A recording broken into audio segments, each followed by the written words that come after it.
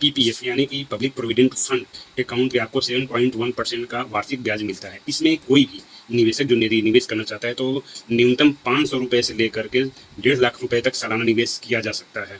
देखिए, पीपीएफ में एक फायदा ये होता है जैसे कि एमआईएस यानी monthly income scheme, RD recurring deposit और टीडी यानी टाइम डिपॉजिट, इन सबों में क्या होता है कि यदि आप जिस दिन इस योजना को एक्टिव करवाते हैं, फिर इस योजना को चालू करवाते हैं, तो उसमें यदि 6.5% का ब्याज उस समय चल रहा हो तो आपको उसी ब्याज पर वो आपके लिए फिक्स हो जाता है। यदि आप एफडी की मेच्योरिटी लेते हैं तो भले ब्याज बढ़े चाहे घटे, आपको 6.5 पे वो लागू हो जाता है कि आपको नहीं ब्याज मिलना है। लेकिन पीपीएफ में ऐसा नहीं होता। पीपीएफ में क्या होता है कि ब्याज घटता है, 3 महीने पे जो समीक्षा होती है तो ब्याज घटता है, पीपीएफ अकाउंट का भी ब्याज घट सकता है, लेकिन बढ़ता है तो इसमें आपके ब्याज की राशि जो है बढ़ के ही मिलती है। ये लॉन्ग टर्म के लिए होता है, लॉन्ग टर्म में आपको बेहतर रिटर्न मिल सकता है। कारण ये है कि इसमें सबसे अच्छा होता है कि कंपाउंडिंग इंटरेस्ट यानी कि चक्रवृद्धि ब्याज। चक्रवृद्धि ब्याज की वजह से इसमें जो है आपको बेनिफिट ज़्यादा मिलता है। पीपीएफ अकाउंट में कम से कम 5 वर्ष तक का लॉकिंग पीरियड होता है, लेकिन ज़्यादातर लोग इसको 15 वर्षों के लिए खुलवाते हैं। उसमें क्या होता है कि कंपाउंडिंग इंटरेस्ट की वजह से अच्छी खासी रकम वो गेन कर पाते हैं, लेकिन यहाँ पे इसमें 80C के तहत आपको टैक्स बेनिफिट भी मिलती है।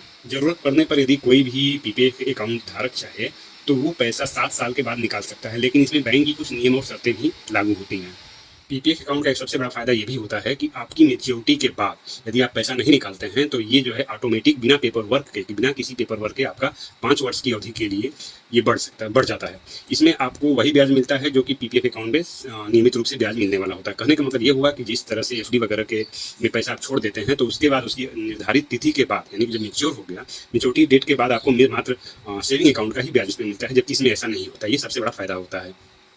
कुछ लोग स्टॉक मार्केट और म्यूचुअल फंड में भी जो है पैसा लगाते हैं, लेकिन उसमें रिस्क भी होता है। प्रॉफिट उसमें आपको फायदे तो ज़्यादा होते हैं लेकिन रिस्क भी हो सकता है, लेकिन पीपीएफ अकाउंट में ऐसी बात नहीं है। पीपीएफ अकाउंट में आपको रिस्क नहीं होता।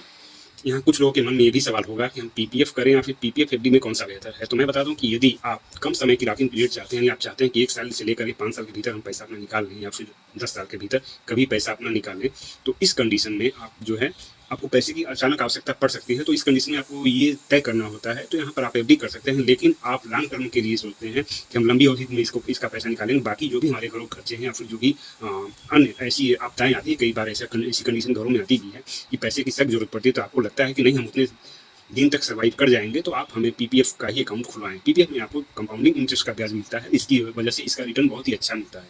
अब पब्लिक प्रोविडेंट फंड या एफडी यानी फिक्स्ड डिपॉजिट में से कौन सा बेहतर है, तो यहाँ पर तो मैं यही कहूँगा कि आप अपनी बचत को लंबे समय तक के लिए निवेश कर सकते हैं, तो बेहतर ये होगा कि आप पीपीएफ अकाउंट ही खुलवाएं, एफडी न करवाएं।